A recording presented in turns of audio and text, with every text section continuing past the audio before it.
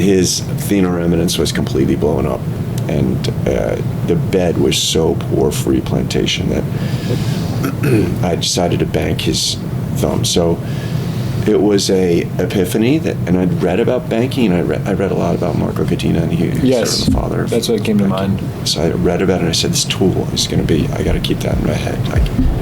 And then it struck, we got to bank this.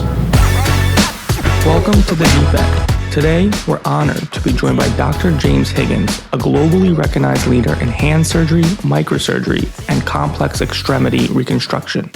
Dr. Higgins serves as the chief of the Curtis National Hand Center at MedStar Union Memorial Hospital.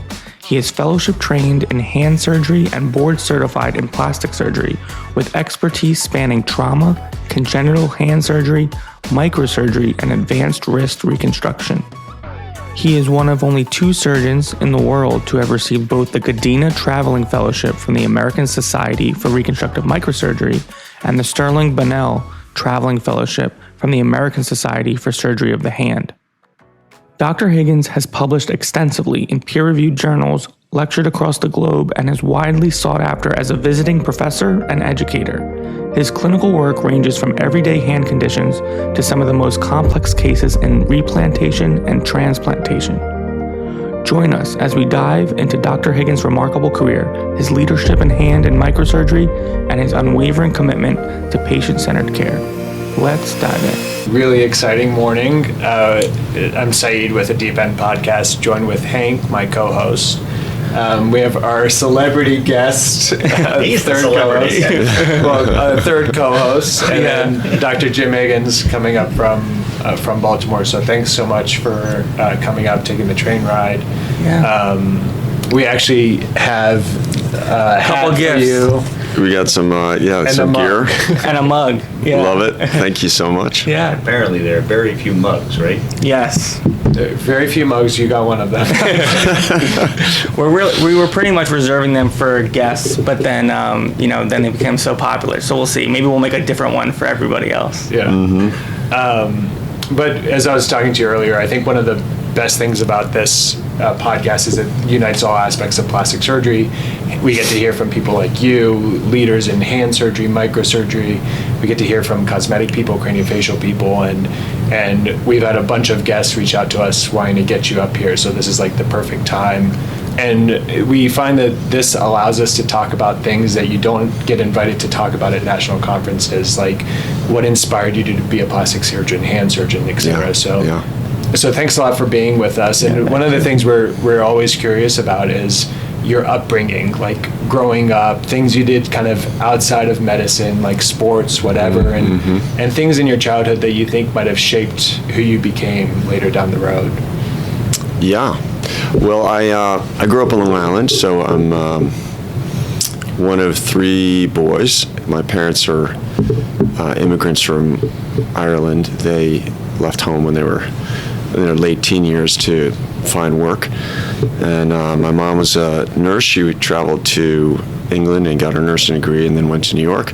My dad left. You guys grew up close to you're Long Island too. We were. We, believe it or not, we probably ran into each other at some point, but we were 2 towns away from each other. Yeah, it was close by. Wow. Yeah. Mm-hmm. I was actually born in Queens, in Bayside.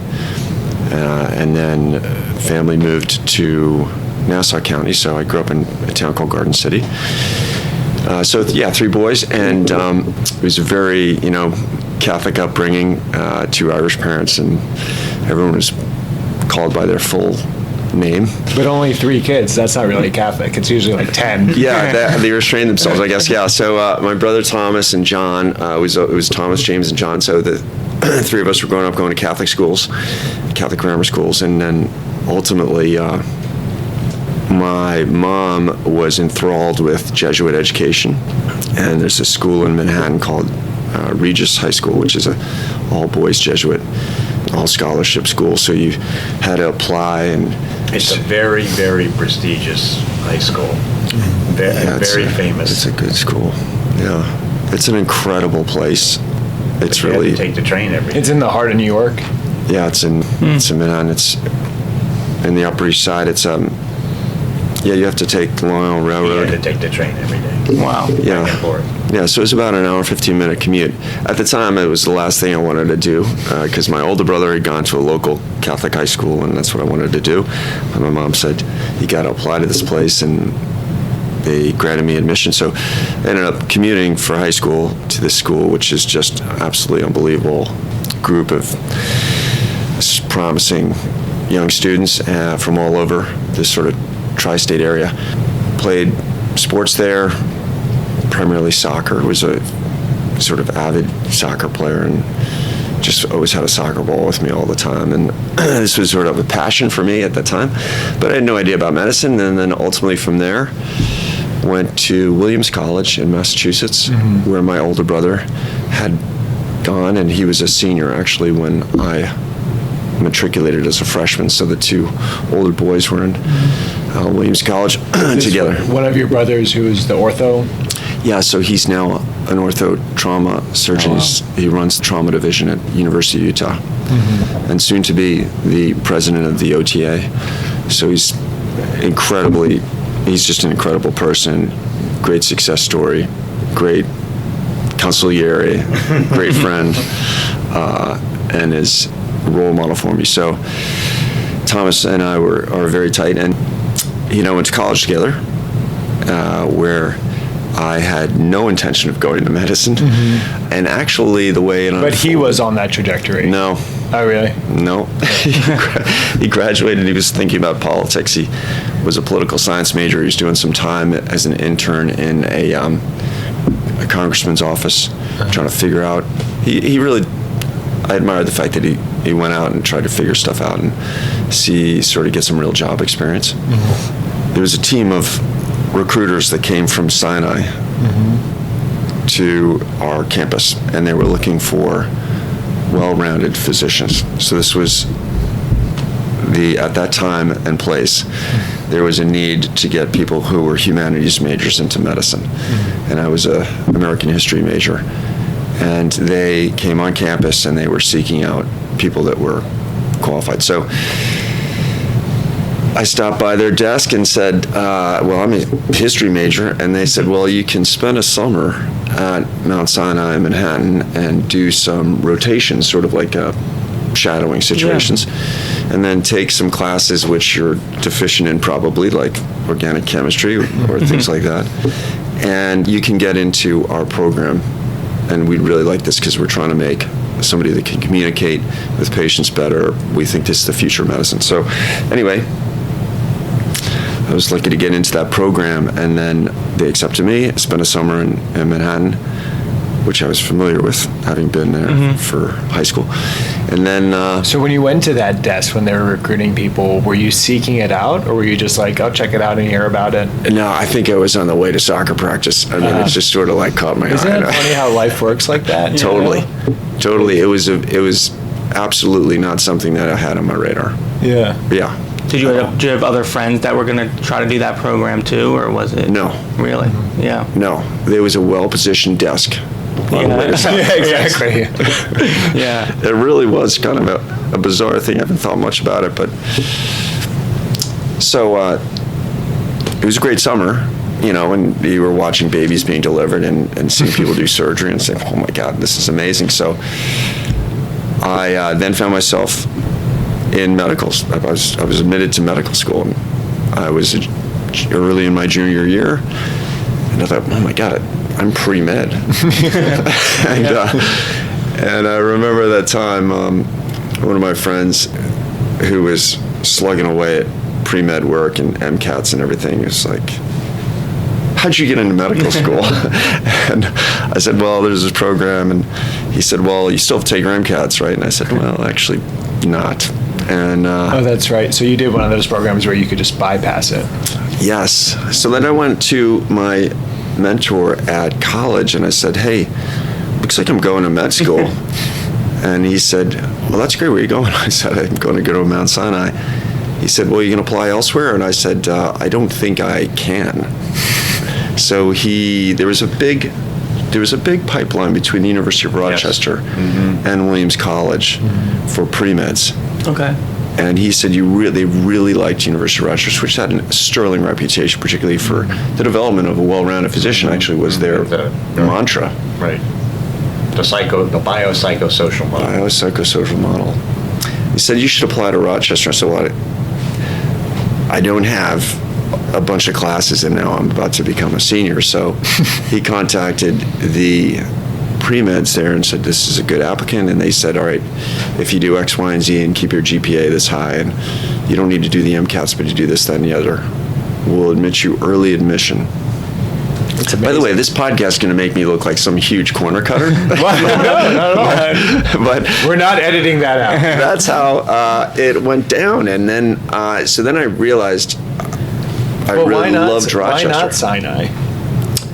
I had spent 4 years in New York, and I felt it would be good to have a change. I also felt from the mentorship of these people at Williams, they were so in love with the University of Rochester Medical School. It turned out contagious. to be incredibly good moment, a chance for me, because so many good things happened to me in Rochester that, so this one person redirected me. That's the same. It's like the desk. It's like the table or whatever on your way to soccer practice. It's like this one person. Yeah. It's crazy. His name is Hank Art. Yeah, he was a pre-med advisor back then. He's now retired. It's a good name. And actually, his son, this is way off point, but his son, Jamie Art, was a freshman when I was a junior advisor. And he was in my Williams College entry. So as a junior, it's like a RA or J. I was a junior advisor. And his son, Jamie, was a freshman, and he was the most mature, just unbelievably emulatable person. And the apple doesn't fall far from the tree. His dad is incredible. Anyway, his dad totally redirected me. Basically signed me to Rochester. So then I went to Rochester, and then I ended up spending a decade there and getting a vocation, a wife, and really good training. So that was a good 10 years. I was at med school there. By now, by the way, my older brother, who had figured out he didn't want to go into politics, then spent time on Wall Street doing a little bit of business work, decided that wasn't it. And then, interestingly, said, hey, what are you doing going to medical school? I said, well, I stopped by this desk. Yeah, exactly. And so he started looking into it. He did a post-bac at Bryn Mawr, and then ultimately went to med school. So then the two of us ended up channeling the same direction in the late period. But so when you were in medical school, what got you interested in plastic surgery? So this is really a tribute to Joe's work. At that time, he was not chairman, but he was this super dynamic, just force of nature in the department. And so if you were rotating through general surgery, it was clear that there was a lot of, kinetic energy that was getting released in plastic surgery, because microsurgery was exploding. For the town of Rochester, this was the beginning of microsurgery. So you may look at the history of plastic surgery and when did microsurgery start. Well, microsurgery in the University of Rochester started right around that time. Wow. So you couldn't help but gravitate to the novelty and the energy. It was a great time to be in medical school and rotating through there. And I thought going into medical school, this is another thing, I thought I was going to be a family medicine doctor. Tell me about it. It's the first thing he told me when I was going to say, do you remember the first time you met Dr. Cerletti? I remember meeting. What was it? I want to hear. Well, let him tell. Okay. He'll give his version, I'll give mine.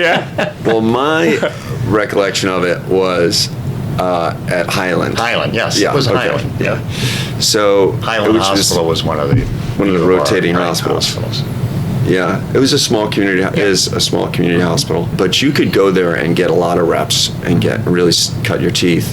And I was rotating through there, and I was planning on going into family practice.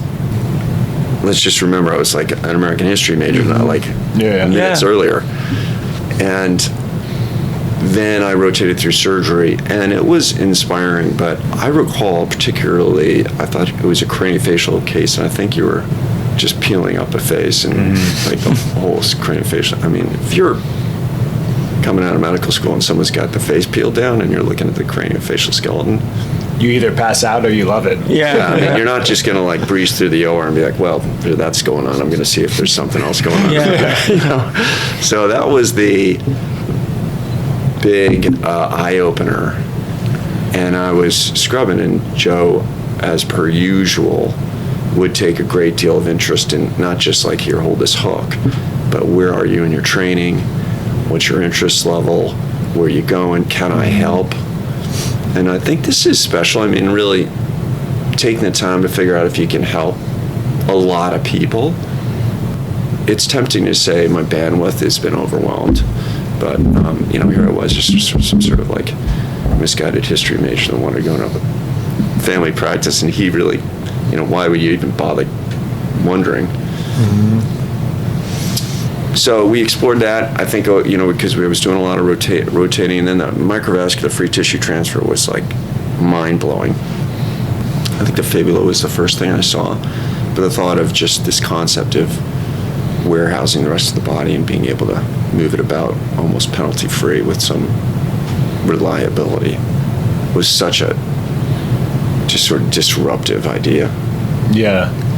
You talk about that a lot. Mm-hmm. Was that how you guys met? Is that how you recall My it? memory is I was doing a case at Highland. It could have been a free flat breast reconstruction, but I remember you. The craniofacial stuff would have been done at Strong, but you rotated with me for whatever, a month or 6 That's weeks. what I We think spent is- a lot of time together. Totally. And I remember that craniofacial thing, and I thought to myself, there's no way that could have been at Highland, but you know how you sort of, the brush strokes start to blend I know. on the canvas? I think it was a free flat breast reconstruction. Yeah. And I didn't know who he was. You must have been on a surgery rotation. Did you do surgery at Highland? I did. Oh, okay. So Yeah, you must. Joe Johnson, They must have sent you into my room. He looked lost, like young, lost. No. He seemed pretty confident, actually, and a little bit of an attitude. And then I asked him, "What are you going to do?" And he said, "Family medicine." And I said, "Okay," you know, and got through that case. And I'm pretty sure it was either the next day you scrubbed on another case, and then all of a sudden we just hit it off. I mean, I'm trying to think. I'm 10 plus, I'm more, something like 12, 13 years older than you. I mean, we're not that far. We don't have to talk age. No, I'm just saying that we became unbelievably close friends very, very quickly, yeah. to where we did that's everything. fun. You know, when we first met, Bonnie was, she was either a resident or finishing it or early attending, but I don't think Lacey was around. And we would spend, when Bonnie was on call, we'd spend all night together, you know, watching we loved old movies. Yeah, that's Yeah. fun. It was a lot of fun. Yeah. And he obviously wanted to be a plastic surgeon. It was great. It was great energy. Yeah, and you always say that one of your best skills is spotting talent. And No question. So obviously this is a always testament say, to that. If I have any talent at all, Yeah. it's recognizing talent. The three of you are prime examples of no. it. Take me out of it. Yes, Yeah. absolutely. So, It shows you the power of mentorship, though. Like if you walk into the OR and it's somebody who doesn't have the right attitude, not the right atmosphere in the OR, you probably wouldn't have done plastic surgery. Yeah. You know. Yeah, and taking the time to dig deeper. I mean, here we are just saying how great Joe's spot and talent is, but I did hear a little comment about that first impression, which seems to maybe be off. But anyway, I've told you that before. I don't know. Attitude can be a good thing. I'm sure it's deserved, but I think the thing about it is, you know, you could have just, there's plenty of rotating medical schools, right? I mean, so just taking the time and digging deeper that takes energy. It's not just falling out of bed, you know? Yeah, but you're very special, just like the two of you. I mean, I know how to pick special people. I can feel it in my bones. I can't tell you what it's not, I don't go through some analysis. I feel it here. I can look at someone, how they interact with people, their enthusiasm and their passion, and as I said, if I have any talent at all, it's recognizing talent. So. And that was probably such a crazy cool time. And it It was like a very cool time because we were doing all this Exactly. reconstructive first for Rochester first, like every other week. You know, fibulas, ton of radial forearm flaps. Yeah. You know, frontal orbital advancement. Everything. It was. And it's a small it was a small program, so there was just so much chum in the water. I mean, there was so much for everybody to experience that it was really a fertile ground. And that you look back and you say, gosh, I'm so grateful that was that time, that place, that volume, that part of the curve, you know? So one microsurgeon in the whole city of Rochester, you know, we're driving around to different Just one hospitals. craniofacial surgeon. Yeah, and you knew. I mean, One and the same. if you're a resident. Now, I was still a medical student at this point, but ultimately then matriculated to stay home for residency. But at that time, it was, you know, you were aware of every free flap that was going on in the city of Rochester. And so you could just say, that's where I'm going. It was... And I think there's a photo of you, him, Losi, and Moran, the four of you, right? Yeah, the Valley Club. Yeah. Were you guys all kind of within the same period through Rochester? Oh yeah. Yeah. Yes. Yeah, so What an impressive group. it was a great time, yeah. So at that time, Steve and I were co-residents. You didn't start that way though. Yeah, we each took a year off, a year to do something, and then it sort of ratcheted back and forth, and then we He landed was at a the same year time. ahead of you initially, and then Yeah. you took a year off to do a year of clinical research between the 3 years of general surgery and the 2 of plastic, and then you two became co-residents. Right, because we actually, so we graduated Williams you together. were the 2000. Oh right, you were the Oh, really? 2001 Yeah. Wow. Rochester graduates. So we graduated college together. So we started medical school at Rochester together. And then I took a year off between 2 and 3 of med school. So then he was a year ahead of me, and so then he started, and then I was driving, and he stayed home for plastic surgery, and then I stayed home, and I was a year behind, and he took a year off to do research, and then, so in the end, so it was undergrad, medical school, and residency, and then we finished as chiefs together, but there's only 2 chiefs in that program. Wanting to do hand. Both of Both you. wanted to hand, yeah, right. And then, so yeah, we were on the interview trail together for hand fellowships. That's so interesting. Yeah. Incredible. Where did that come from? Your interest in hand? Not from me. Yeah, I was gonna say. Yeah, there was that was also super fortunate, right? Because there was periods of that program where there would be not a lot of hand exposure. But at that time, there was a really dynamic hand surgeon named Greg Orlando, who did a plastic remember surgery him? residency program. Yeah.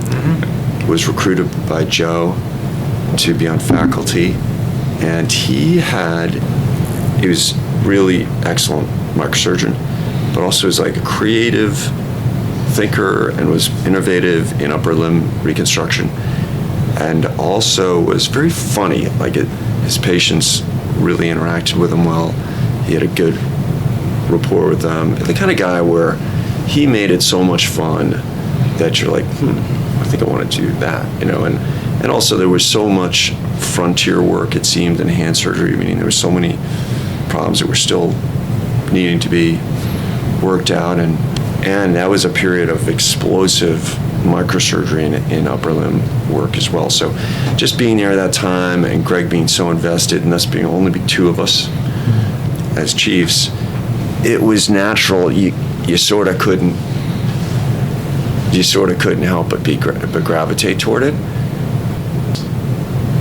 Also at the time, there is a hand fellowship at the University of Rochester, but it was primarily orthopedically run. And so their fellow was on the sort of orthopedic side, which meant that we had all of the cases for our residents. Plastic surgery. And so it made it a bit of a field day again. It was just more volume and more experience. He was also very liberal and permissive for residents to independently operate in a good way with appropriate oversight. And so you really got a chance to test your mettle. I was going to say, Greg had a very unique gift. He could take an intern through a free flat with the intern doing. That's nice. He was an unbelievable surgical teacher, right? Yeah, Fair he was statement? great. Wow. And he was patient, too. Yes, yeah, you have to be. But Yeah. very funny. And if you didn't do a good job, he would definitely make fun of you. I remember one case in particular, and I don't want to make this run on too long, but there was a case of ulnar artery reconstruction of the wrist, which subsequently became like a clinical and research interest of mine. But so ulnar artery thrombus of the wrist, and we walked in the room. This is a patient with vaso-occlusive disease with ischemic digits, and we were going to reconstruct the arch. And I'd never seen one before, and Greg said, "What do you think we ought to do here?" I will say, I laid out a very thorough plan, and he said, "Let me see your notes," and I showed him a bunch of notes that I took, and it was one of these classic things, you know, he's like, "All right, put them up on the wall," and the next thing you know, he just like exits. So Good thing you had notes. so I dissected this thing out, and then I put in this vein graft, and I was super happy with several distal and one proximal anastomosis. No Greg. Tourniquet down, clamps down, thing inflates, and of course, the graft. Who'd you do it with? Steve? Just I did it with, one of the junior residents. And the graft's now like 5 centimeters, 6 centimeters too long. So like the hand sitting on the table, this graft is starting, it's like lying on the blue towel and it's going back into the hand. So I'm like, oh my God. And we've all experienced this, right? You put in a vein graft, it's got to be tight. So I thought, oh my gosh. Greg calls in the room. How's it going? Good, we've dropped clamps. All right, you ready to close? Not quite yet. So I decided I was going to take out a middle section of the graft instead of redoing my distals and proximals. Of course. So I did that. Clamps dropped. It's still too long. Took down the second anastomosis. So Greg comes in and he goes, "What is taking so long in here?" I go, "Well, I'm on my third version." yeah. But he was very he said, "Good. So you've learned that vein grafts are, can expand considerably after you inside them." And I said, "Yeah, thanks so much for putting up with it." But he said, "I should have told you that before the case started." You can throw a couple extra CPT codes in there for that. Yeah, exactly right.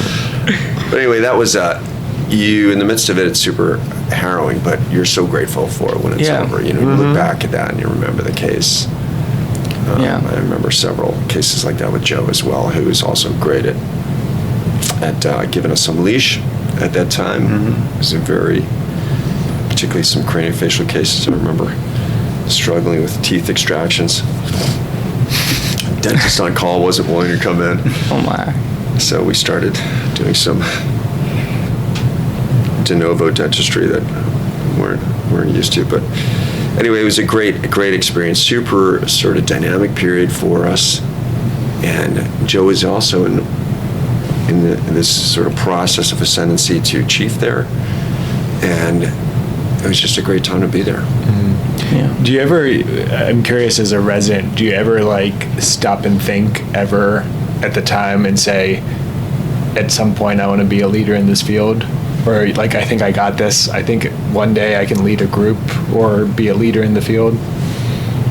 Did you ever see that coming? Not really, no. So this may be a theme of this podcast, be not planning anything. But, at the time, for me, at the time, I distinctly remember what I wanted to do more than anything was I just wanted to be technically I wanted to be a really good technician. Yeah. And that was top of my list. And so I was really in pursuit of reps. I did not see that a leadership role. I just wanted to be the technically best I could, which is I guess maybe that's a weird pursuit, but and I remember when work hours were being diminished, right? And we were slugging away at that time. It was old school, and you'll hear many people say back in the day, but I remember them saying, "Hey, listen, we're going to cut back work hours, so you're going to work about 60% of all the people that you look up to, all these surgical heroes whose names are on instruments and just worked like crazy, and then it changed the world of surgery as we know it. But don't worry about it, you're going to be just as good as they are. And you're like, really? I don't believe you. Who tested that theory out, right? So I was really worried that there would be a work restriction prior to me getting through the race, because I just thought it was such a developmental time. So really that's what my goal was. I was not looking for a leadership role. And I think that's maybe a good thing in retrospect, to make sure that you pursue what you think is first and foremost in excellence, and then, if stuff is thrust upon you, that's probably maybe a better way for it to happen. Yeah. And some people have said, I guess in the past, and I know you've talked about this at all, and this is why we all look up to you, is like technical ability and your reputation for technique comes first. Last thing you want to do is to pursue all these other things and not have the basis of surgery, which is strong technique. Yeah. Yeah, I mean, when when you became chief, that was long after. I mean, you'd established a huge volume of surgery at Rochester, and clearly you were the only person performing microsurgery in the whole city. It was clear everyone was calling Joe. I mean, we already ascended to a position of technical dominance. That's not a great word, but I like that clearly word. it was I like that. was Brilliance. was the leader in certainly in the city. So that when the time was due, it was actually super obvious at the time that a leadership role was coming and should happen. But I think coming right out of residency to say like, I'm looking for your job or whatever, that was stories. Yeah. I mean, I would say the same. My whole goal coming out of residency was to be, as technically proficient as possible. I mean, I had no vision of leadership or anything. I mean, but I think what Jim did was he established himself as an incredible technical surgeon, and then I think you got to the Curtis Hand Center and Shaw Wilgus and Sandy McClinton. They saw what I saw, this incredible person who is a great surgeon, but also thinks about everybody around him and treats everybody around him with incredible respect. When you see someone like that, you want to see someone take on a leadership role, and that's exactly what he's done. Yeah, it seems like And every pretty step of the quickly. way they were fine. It kind of every step of the way it came to you. Like you weren't seeking things out, and you're being humble about it and saying like, "Oh, I just stumbled into it." But there's got to be a reason why every step of the way at undergrad and everything. Like it seems like the opportunities presented themselves because they found you. You know what I mean? Yeah, there's a little bit of fate there, and I think you could toy around with a pathway, and if you have some success in it, then more successes follow. But there's definitely a lot of stuff, where it's lucky, you're born that time of the year. It's lucky you were at this city at that time. And So those I'm issues. sure you're familiar with the book Good to Great, and part of it is interviewing the CEOs of the good companies versus the great companies. And they asked the CEOs of the good companies, what was it that, made you successful? And the answer was typically, well, I did this, and I did that, and then I did this, and then I did that. So then they asked the CEOs of the great companies, how did you become so successful? Well, I was lucky. I was in the right place at the right time. I mean, so I hired the right people. I hired the right, Yeah. So yes, there is certain luck, but you also have to recognize when you're sitting on an incredible opportunity. Yeah, exactly. Yeah. And again, I think we all share the same philosophy. It's not about any one of us individually. It's about all of us and what we can accomplish collectively. You're right. Yeah. So what took you, Baltimore is near and dear to both of our hearts. Oh, I yeah. trained there, you trained Yeah. there. And what took you to Baltimore after everything? So coming out of plastic surgery and deciding to pursue hand fellowship, I interviewed around the country, and Curtis, which is our hand center in Baltimore, is a very unique place, and it was clear to me the moment I interviewed there that was going to be, I was ranking it number one. And there's a very organized match in hand surgery, but How many fellows did they take at the time? Then they took 3. Now we take 4 civilians, but we also have a separate track for the U.S. military, which is unique to our program. That's great. Yeah. So you do work alongside U.S. Army hand surgeons. So at that time, there were 3 civilian slots and a military slot, so there were 4 of us. And it was just a great dynamic institution. With the thing that I remember so distinctly about it was I was impressed with the complete integration of plastic and orthopedic surgery under one roof. There was no, this guy's coming from this department and he's spending some time with you, and this guy will come from this, or maybe you'll rotate through this department. It was really under one roof, and it's really a shining star. And this is, by the way, not my accomplishment, so I'm going to just go ahead and brag about it. But it's a shining star of how that model should operate, and that came through loud and clear when I interviewed. The second thing was, I remember on interview day, I sat down with Sandy McClinton, who is now a professor emeritus and one of my senior partners, and to whom I owe just a huge debt. Terrific person. So Plastic humble. surgeon. Plastic surgeon. Incredible. Great technician, great person. Anyway, he sat down with me between interviews. I remember maybe it was over lunch or something, and he showed me a case and said, "What would you do with this?" And I was on interview, like I had a tie and a suit on. So this, to me, became a test question, right? So I was thinking, all right, what's he thinking? But his manner was so warm and inviting. Anyway, I said, well, in training at Rochester, I think we would approach this the following way and consider this, that, and the other. And he said, oh, that's a good idea.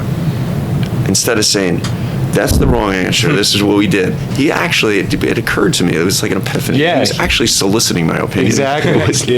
He was not quizzing me. It shows you the type of person he is. Yes, and this is the spirit of the place, is that the fellows are completely professionally on level from a sort of opinion standpoint and independent standpoint with the faculty. I know that sounds made up, but it really is. There's volume, there's variety, there's expertise, and there's all that other stuff. But the spirit of the place is that you're coming here as a grown-up. Like, this is your starting practice right now, and you're going to be under our wing, and we're going to make sure everything goes right and it's comfortable, but you're going to need to make some big decisions. And I love that. I just loved it. And they were just, to a person, just really approachable people. So I really wanted it. And it is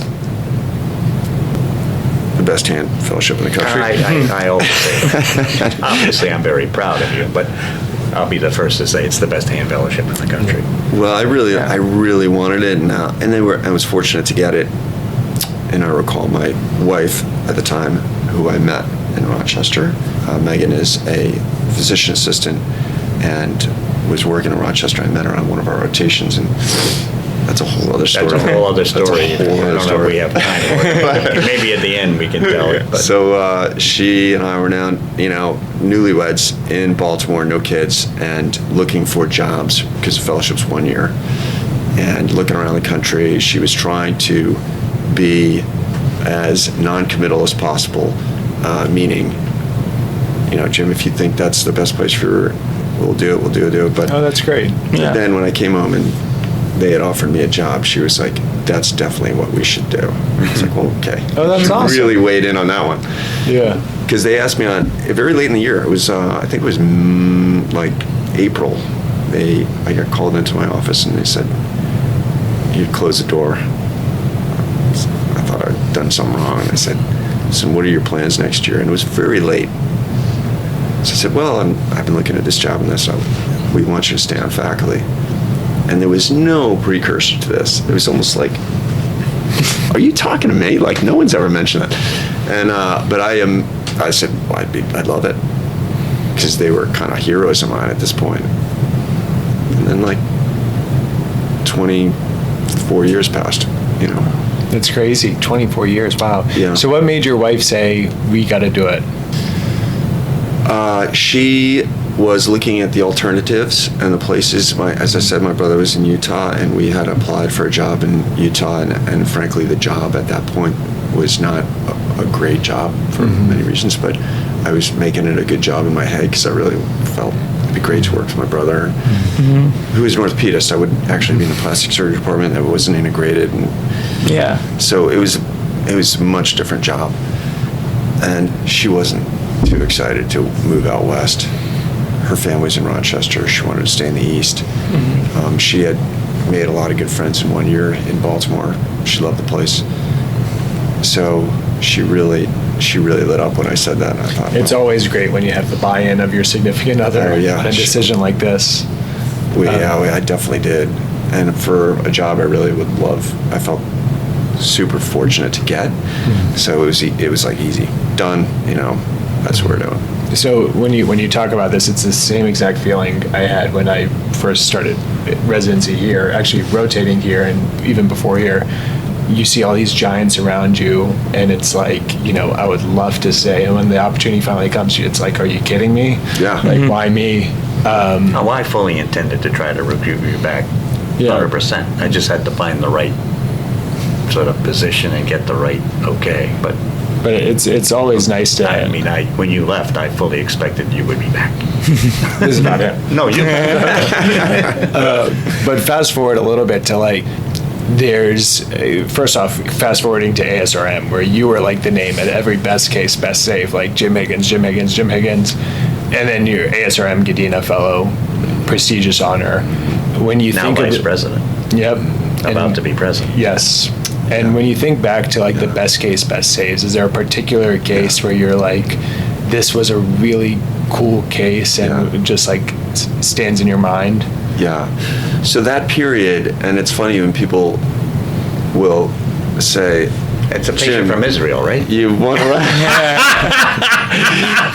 have to elaborate on it later if we have time. That's another chapter, yeah. Like, Jim, you won all these best hits. That was a long time ago. I will say it's when that contest first started, and I was younger, and I was doing a ton of trauma. And my practice, I hate the word matured, but boy, there's a whole other research and clinical interest of mine that's really usurped a lot of my time. But back then, it was just like I was just doing triple backflip Lindy's like every weekend. It was because there was a lot of creativity. There was so much support. It's 14 partners. You've got this huge institution behind you and a ton of trauma coming in because we're a state designated trauma center. So it was just an open field for a creative but responsible thinking. So I did win a bunch of those. You'll notice how names. many? Tell me how many. I may be wrong, so I don't want to be quoted on that, but I certainly put my hat in the ring for a bunch. And you won at least two. I won at least two. At least 2 wins, and I think I had a save. And I had. That's a minute. It's good when you forget those things, because usually most people are like. I was going to say, can you tell us about a couple of those? Either the save or the best case. Yeah, the one that sticks with you the most, not necessarily the one that won, but. Yeah, so I just saw. The very first one, I just saw his mom in the office on Friday, and she said, I'm not going to name her name, but she said, you may remember that you took care of my son, Joe. Did you know that was the mom at the time? The same last name, and it's a very distinctive name, and I was like, that sounds funny. And she was under the impression that maybe I'd forgotten about him. Now, this kid had blown his thumb off with a stick of dynamite and had a bunch of dysvascular fingers and fractures and all that stuff, and fixed everything. But the thumb and he was young, and it was his thumb. So it was pretty clear we were going all the way, no matter what, to the wall. And his thenar eminence was completely blown up. And the bed was so poor for replantation that I decided to bank his thumb. So it was a epiphany and I'd read about banking, and I read a lot about Marco Gadina, and he was the father. That's what came to mind. Yeah. So I read about it, and I said, this tool is going to be, I got to keep that in my head. Like, And then it struck, like, we got to bank this. So we banked it. Where'd you bank it? Wells Fargo. Ipsilateral forearm, so on the radial artery in the same arm, which is a bit of a mistake now in retrospect, but banked it right here, and so the area that we're working on is right here. And why is that a mistake? Because you got to go back and forth to the OR and traumatize this limb, and you've got this very valuable thing hanging on. But I will remember one day in particular, we went into the OR, and there was this nurse, and I'll never forget, she was a great nurse. Like, these hand surgery nurses at Curtis, like, you can't shock them. Yeah. This one's pretty shocking, though, and she had, I will never forget, she had these sparkle things on her, which I thought was so weird in the OR. Like, are you going out to a party later? Like, Or coming out from a party. yeah, so they went in, the fellas took down the dressing, they're prepping up the arm, and we hadn't said anything. You know, it was an I&D. And I came back in after washing my hands. She hands me a towel, and she's definitely looking uncertain about what's about to happen here. And it looked as if it was a dew claw. I mean, it was sitting right here. And she said, can I ask you a question about this case? Sure. Is he going to be able to use that? we're planning on moving it back. So anyway, we got a huge team together, a lot of arm flapping. She was probably like, this surgeon really isn't good. He doesn't His know where the fuck anatomy. belongs. Yeah, he totally missed. But it really unlocked a bunch of ideas for us, because not to get way into that case, but we decided to harvest the entire length of the radial artery in continuity with the end-side anastomosis, so that we could then transfer it forward, and it gives you this like mature leash, and then rebuild the radial artery approximately. There was a lot of steps, but anyway, that kid ended up then going into the U.S. Army. It's like, you know, one day he came back to me. He hurt his thumb because he was dunking a basketball. Oh my God. I thought, okay, this kid doesn't feel too restrained, you know. His mom was furious. Anyway, I saw her I think on Thursday. That's so crazy. She said, you know, your name in our house, you know, it's a special spot. Very special. That's Yeah. special. Yeah, the award is not worth as much as that Of course, interaction. Of No. course, Yeah. yeah. It was so special. yeah, the encounter with the family and like where you now reside in their trajectory of their life is it's incredible. And then, I've said this many times, that we underestimate the impact we have on our patients' lives. And we, all of us should just take a moment from time to time to take a step back and realize that we have an incredible job. no, you're right. Right, no matter how much people complain about it, right? How many times in the doctor's, this doesn't need to be on tape, but how many times in the doctor's lounge you see people sitting around and they say, oh, my daughter's in high school, but I'm not going to recommend she go into medicine. It's such a different landscape now. It's so difficult. The insurance plans, blah, blah, blah, blah, whatever. And yeah, I mean, it's harder.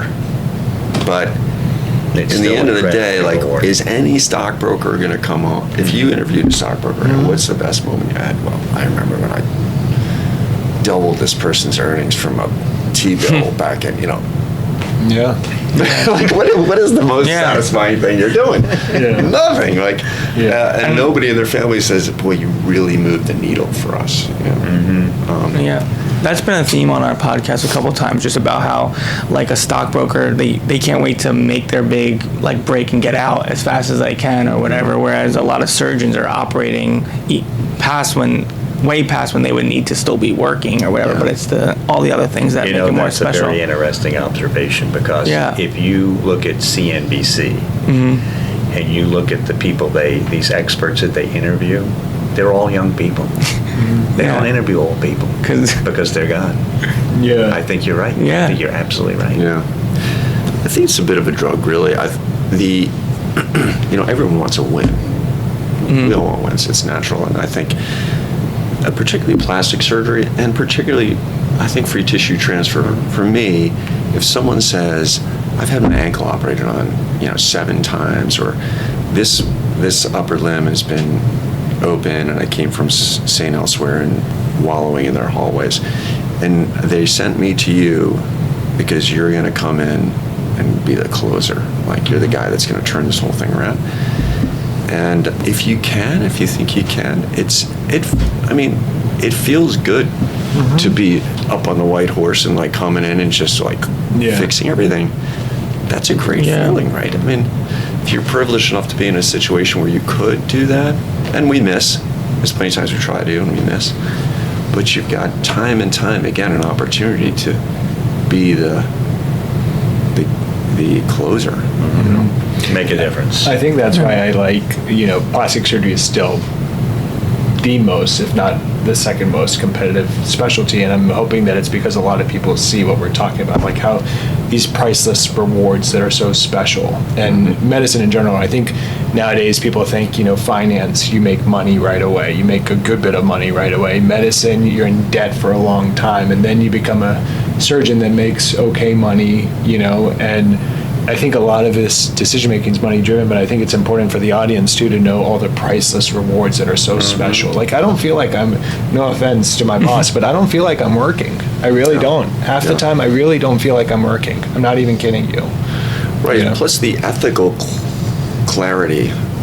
Granted, we move in ethically cloudy areas from a medical ethics standpoint, but the ability to put your head down on a pillow at the end of the day and say, I know every decision I made today and this week was in the best interest of my patient and not some sort of financial, the ability to misstep in the world of finance, I would guess, is so much easier than in medicine, where you do feel like you are literally on the same side as a patient every time. You're always on the patient's side. Yeah. I'm going to be honest, as an intern, I feel like I'm working. Well, that's different. Yeah, I'm just kidding. It's hard to get that one-on-one direct reward as an intern. It'll come. I'm just kidding. Yeah. And then with all of your distinctions, awards, the Gadina traveling, the ASSH visiting professor, the Zamboni more recently, and Bunnell, what do you think's been the most impactful on your career? They're probably all equally rewarding, but what do you think's been the most impactful? I if think there is one, for sure. It's not so much the accolades, and that is nice, but I actually give a talk to our fellows at the end of the year. I said, before you leave, we need to talk about this. The importance of traveling fellowships, the value of those. It's not a requirement for a successful career, but it is, and you have to approach it the right way, but it is so impactful for so many people that I know that have done them. And they don't need to be a named big one that, you would recognize in hand surgery or microsurgery. Even if it's unnamed, even if you say, I'm doing this de novo, Joe, do you mind if I take 6 months, well, maybe not 6 months, a couple of weeks off and go somewhere where there's a super inspirational person that I want to see? Absolutely. I told her to help you out. So that, there's so many awards there. One is obviously figuring out the challenges of somebody else's practice. The second is exchanging ideas, and you should always look at it as an exchange. You're not there to just sort of lecture, nor are you there to just absorb. You both are going to bring something to the table. But just the breaks, like putting the brakes on long enough for the cocktail napkin on the flight to generate ideas. That time, because especially when you're super young, especially if you're a trauma-heavy practice, you may just be swamped and just churning trauma, and you just need to get that distal radius fracture done, and then move on to the scaphoid, and then and you got to do this flap and next, and you just can't say for a minute, is there a different way to approach this?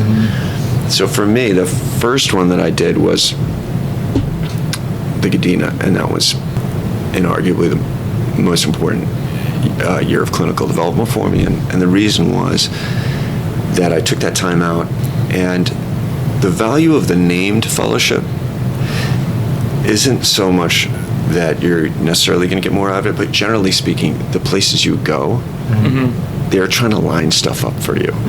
Whereas if I called and say, hey, I'm Jim Higgins, you've never heard of me, I'd like to come to South Korea, and I don't have a calling card. They'll be like, all right, yeah. I mean, if you want to come next Tuesday, I think I'm in the OR, and then Thursday, and you're just following someone around, you know? I think they have heard of you, by the way.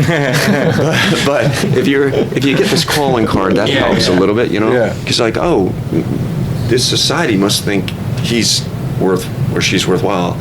So I'm going to line stuff up. What's your clinical interest? And then next thing you know, the table's getting set. For me, it ended up being a lifelong and career-changing interaction with a surgeon named Heinsberger, who is Austrian. And Heinz and I met at a podium once. We were asked to speak at the same symposium. And as I'm listening to his talk, I'm like, this guy's doing the same thing I'm doing. And yeah, it was the sort of same thing in reverse. And then we collaborated. I dedicated a fair amount of my Gadina to time with him. And that sort of launched a lot of vascularized cartilage transfer work, which ended up being a big research and clinical interest. And now it's a huge percentage of my practice, which is weird, but it really turned the tide. So it wasn't just a great line on a CV, you know? Yeah. It really moved things. And then subsequently, you know, like there's a Benel Fellowship. By then we were off and running, and I said, all right, I'm going to spend a good chunk of my Benel time in Austria working on fine-tuning this. So stuff had evolved. I think if by the way, if a listener, if anyone listens to this other than my mom, no, if a listener, It might just be the four of us. is that right? And my mom too. A listener of this podcast or a trainee, and I think that probably is a big target. One of the things I would say to our fellows, and I think is just super important, is that there's a sense that the Gadina, the Benel, and there's a bunch of named fellowships, that those are the field of the greats, like that I can't apply to that because no one knows my name somewhere, or because I didn't come from a humongous institution that's well recognized, that I need to be 10 years in plus. You just got to throw your hat in the ring. And more often than not, if you do good work and you keep putting your hat in the ring, your day will come, and that will be super, super worth it. And so I think sometimes the bashful early career surgeon will miss out on an opportunity they could have just like uncapped so much for them. So I just say to our fellows, if you ever tell me that you can't apply to a fellowship, that's gonna irritate me. You can't be fearful of rejection. Yeah. And by the way, if you fail, you apply every few years and you don't get in. That's okay. I'm curious. You were saying you were an avid soccer player. Now, looking how successful you are in all your leadership roles, how much do you think played a role in how successful you are now? I think it is important team sport, you know, and of course people speak of the importance of team sports. But it is something that I played in a adult league for a while, but obviously put it aside because I started thinking there's a pretty good chance something's going to go sideways here. Probably I would say the other sport that was a huge part of my life and continues to be so is outdoor activities and climbing and hiking, and a ton of time with my family camping growing up. During college and after college, I was leading for an outdoor company as a sort of an outdoor adventure. Like a counselor. So brought us to a bunch of different places around the country, and gave you confidence to be able to manage unusual situations and some durability. I think to say that meandered into the operating room with me is a little hard to say, but I do think it's a great maturing, becoming comfortable in the outdoors. I'm trying to instill this in my kids now, but it's a very maturing aspect of life, that portion of it, and I hope I succeed with my kids. But yeah, I feel the same way. And then talking about Curtis and kind of looking into the future, under your leadership, Curtis underwent a multi-million-dollar renovation. we were talking about it earlier, and its name around the country. We always talk about this when our residents are interested in hand. We're like, Curtis, you got to think about it and talk to Dr. Higgins, et cetera. So it's such a special place, and under your leadership, I mean, it's continuing to be that way. What's next step? Like, do you have a next step? Because now, you talked about at one point, like, my goal was technical ability. You're beyond that. So now that you've done all of this, what do you think your next step in your career is? Oh, man. It's okay if you don't have one. How much time? Oh, I got plenty of them. What time's reservation? I'm definitely... 11:45, so Okay. I would go another 5 minutes. Yeah, I would say I'm definitely a person that looks at years, and I do like to project what's going to happen this year, next year, what our goals. So I'd say in the larger picture, our center has expanded physically, and its physical plant is a great thing, and it's expanded our number of surgeons and our capability of managing volume and all sorts of things like that. Still, first and foremost, I want it to be and remain the best training program in the country, and we do a lot year in, year out to continue to improve that. The pieces that I think I'm deficient in I feel like I've hit a lot of the goals that I wanted when I actually wrote up a strategy when I was being considered for the role of chief and now chairman. We actually a hand surgery department, Wow. which I think is unique in this country. So I've hit those goals mostly, and I say that not in a boisterous way. I've had a lot of time to do it, so I think that most people hit those goals. But now I think it's really more of a strategy, a expansion strategy in terms of our service line in the region, and also a continued opportunity for visibility and career development for our younger surgeons. This is something that, and you'd sent me, thank God it's only 5 minutes left, but you'd send me a list of questions, and one of them was like, what regrets do you have? And Yes. I think if there was something that I would say, and I'm so satisfied and so lucky and sort of born under a shamrock, but if there's something that I could have done better over the last years, and I have an intent of making right on that, it's probably had more coaching. Like, I think people speak about surgical coaches, and I don't feel like I necessarily need a surgical coach, or if you got an anger management problem, you get a coach to babysit you in the office. But there's so many other aspects of coaching, strategy.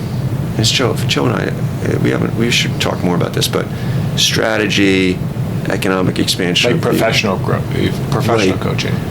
Oftentimes in surgery, I feel like we look at our departments and our colleagues, and you say, we need a new leader. I need a new chair, a new chief. And you look around at your horses in your stable, and you say, I'm going to take that one because he's a superstar surgeon or something like that. Like, we take our best clinician and put him at top. And that's actually maybe not what we need. That's an important piece, but you need someone whose skill set is geared towards strategy and towards, to a degree, bridge building, contract management, faculty expansion, all of the other bells and whistles that are an effective leader. And I feel, to a degree, over the last 15 years, that I have been figuring that out on my own. Yeah. I don't want to cry unsupported, but it's my own fault for not seeking out people when I need them for decision-making processes that I don't have as much experience with. So that's That's a good point, and we don't hear that often. Yeah, no matter how successful you get, you could always use a coach. I mean, Roger Federer was #1 in the world, and they all have coaches. So it's not, everyone needs some. Oh, you're right. Totally. Yeah. Starting out earlier and getting, if someone said, hey, you're going to be a leader of this program from here on in. Now, by the way, this institution's got such an infrastructure, but any young graduate that's going around the country, particularly if someone says to you, this is a growth opportunity,